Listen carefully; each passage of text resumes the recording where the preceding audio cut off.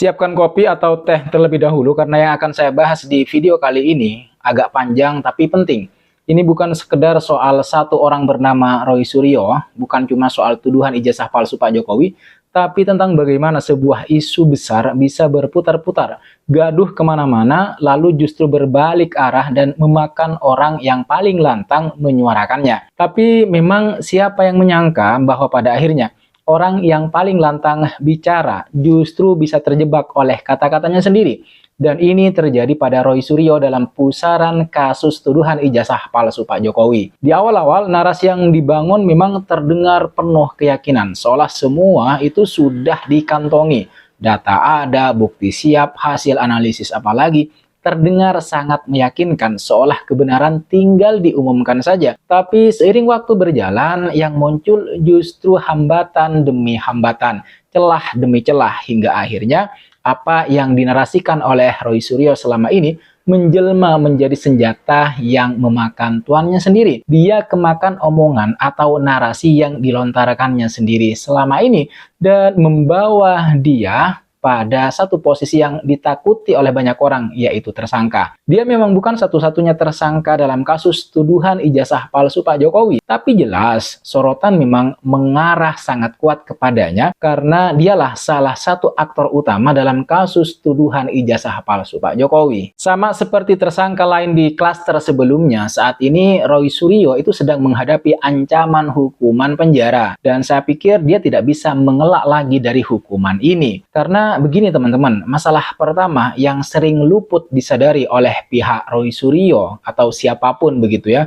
yang menuduh ijazah Pak Jokowi palsu adalah perbedaan antara opini, dugaan, dan pembuktian hukum. Di ruang publik, seseorang bebas beropini, beranalisis, bahkan berspekulasi. Tapi ketika opini itu diulang-ulang dengan nada kepastian, dibungkus seolah fakta, dan diarahkan ke tuduhan personal yang serius, maka standar yang berlaku bukan lagi standar warganet, bukan, melainkan standar hukum. Inilah titik awal bagaimana kemudian Roy Suryo ya mulai dalam tanda kutip terkunci.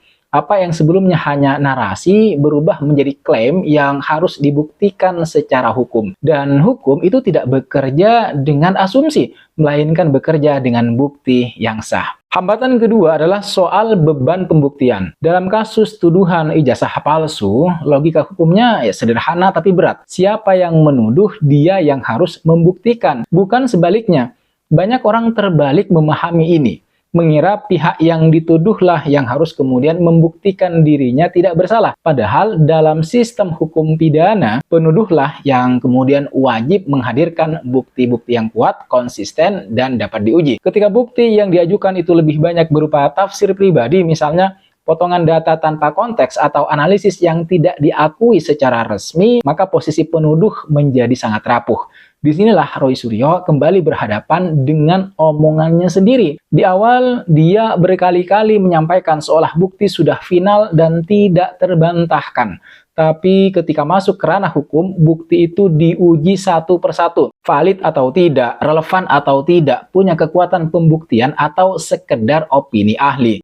Jika yang tersisa hanya keyakinan pribadi tanpa pondasi hukum yang kuat, maka semua pernyataan keras di masa lalu justru berubah menjadi beban. Kemudian, hambatan yang lain adalah konsistensi pernyataan. Dalam proses hukum, konsistensi adalah segalanya. Sedikit saja perubahan narasi, penyesuaian cerita, atau mungkin klarifikasi yang terkesan mundur begitu, bisa dibaca sebagai ketidakyakinan atau bahkan pengakuan tidak langsung bahwa tuduhan sebelumnya itu terlalu jauh. Masyarakat mungkin memaklumi perubahan sikap, tapi hukum tidak bekerja dengan empati. Hukum itu bekerja dengan catatan. Semua pernyataan terdahulu, wawancara, unggahan di media sosial misalnya, hingga potongan video bisa dijadikan satu rangkaian yang saling dibandingkan. Ketika ada kontradiksi, maka disitulah masalah muncul. Selain itu, ada faktor komunikasi publik yang sering diremehkan. Roy Suryo ini kan dikenal aktif berbicara di media, menyampaikan tuduhan dengan bahasa yang tegas, bahkan terkesan provokatif. Dalam konteks kebebasan berekspresi, itu sah-sah saja. Tapi ketika perkara sudah masuk jalur hukum, maka setiap kata bisa bernilai hukum. Pernyataan yang terlanjur menyudutkan, misalnya menjustifikasi atau menggiring opini opini masyarakat itu bisa dianggap memperkuat unsur kesengajaan.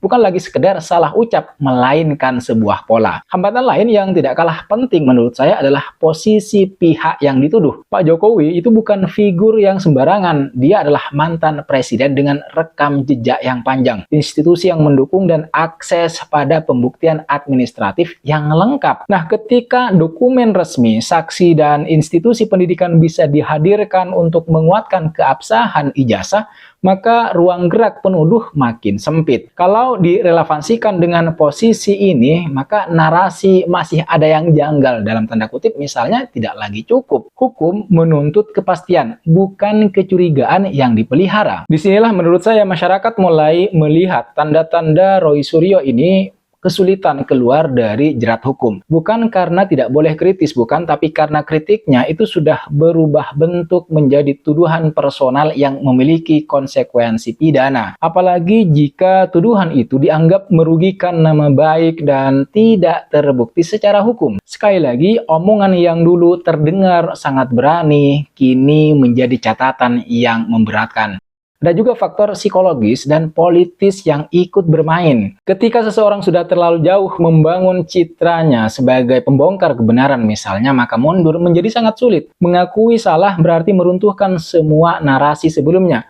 Tapi terus maju tanpa bukti yang kuat justru beresiko memperparah masalah hukum. Inilah dilema klasik. Maju salah, mundur pun terasa kalah. Dalam kondisi seperti ini, banyak orang yang pada akhirnya terjebak pada sikap defensif, yang sayangnya justru sering memperburuk posisi di mata hukum. Maka kemudian mungkin tidak sedikit dari kalian yang menonton video ini kemudian bertanya, apakah masih ada jalan keluar bagi Roy Suryo? Secara teori selalu ada ruang klarifikasi, permintaan maaf, atau pendekatan damai.